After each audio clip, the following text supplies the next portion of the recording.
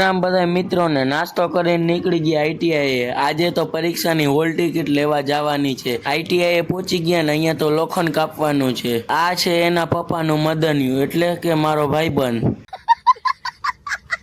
આ છે અમારા કાડુભા। પછી ગયા લોખંડ કાપવા। આ જો અમારી આઈટીઆઈ ના મોટું પતલું। मोटू और पतलू की जोड़ी।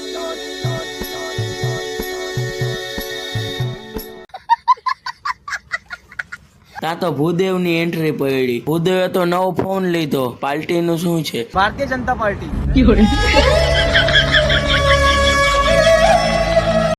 गोपाल मारो पाराणिये झूले रे।